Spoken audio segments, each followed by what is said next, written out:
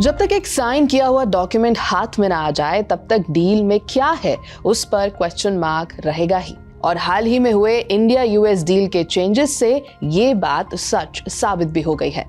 नमस्कार, मेरा नाम है श्वेता शर्मा और आज बात इंडिया यूएस डील के चेंजेस की।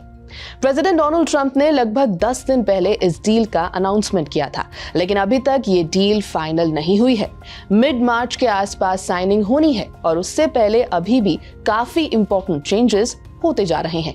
ट्रंप एडमिनिस्ट्रेशन ने क्वाइटली अपनी फैक्ट शीट रिवाइज कर दी है क्योंकि पल्सेस और $500 बिलियन के परचेस कमिटमेंट पर जो लिखा था वो official US India joint statement से मैच नहीं कर रहा।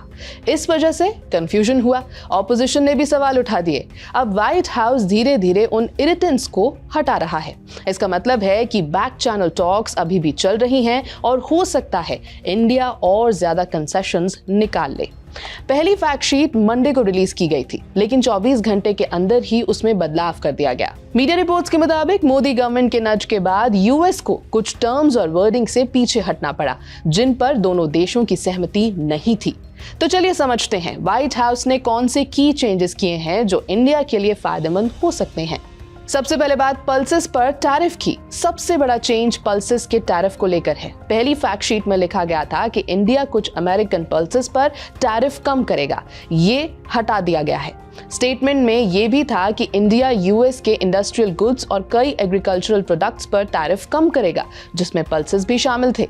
लेकिन रिवाइज्ड वर्जन में पल्सेस का जिक्र ही हटा दिया गया है। ये इंडिया के लिए बहुत इंपॉर्टेंट है क्योंकि पल्सेस इंडियन फार्मर्स के लिए सेंसिटिव इशू है और नेगोशिएशंस में ये एक रेड लाइन रही है। इंडिया दुनिया का सबसे बड़ा पल्सेस प्रोड्यूसर और कंज्यूमर है। लगभग 25 से 28% ग्लोबल प्रोडक्शन यही होता है।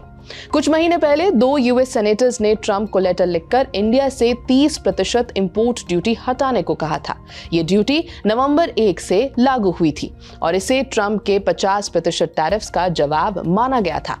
अब डील के तहत इस ड्यूटी को 18% तक कम कर दिया गया है। दूसरा बड़ा चेंज है $500 बिलियन परचेज पर। पहले वर्जन में लिखा गया था कि इंडिया कमिटेड है 5 साल में $500 बिलियन का माल और सर्विसेज खरीदने के लिए। नए वर्जन में कमिटेड को बदलकर इंटेंट कर दिया गया है, यानी पहले पक्का वादा किया गया था और अब सिर्फ इरादा है। ये छोटा चेंज लगता है, लेकिन इकोनॉमिक टर्म्स में बहुत बड़ा फर्क लाता है। साथ ही रिवाइज्ड वर्जन से एग्रीकल्चरल गुड्स का जिक्र भी हटा दिया गया है, यानी इंडिया पर अब कोई लीगल प्रेशर नहीं है कि वो इतना बड़ा इंपोर्ट करे। एक और इम्पोर्टेंट बदलाव डिजिटल सर्विसेज टैक्स को लेकर किया गया है। पहले फैक्ट शीट में लिखा गया था कि इंडिया अपना डिजिटल टैक्स रिमूव कर देगा। इससे कंफ्यूजन हो रही थी क्योंकि इंडिया के ऑफिशियल स्टेटमेंट में ऐसा कुछ भी नहीं था।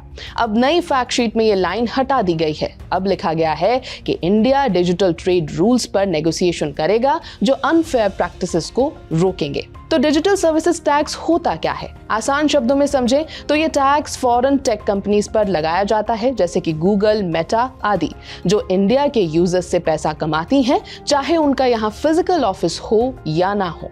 भारत ने पहले ही 1 अप्रैल 2025 से 6% इक्वलाइजेशन लेवी हटा दी थी।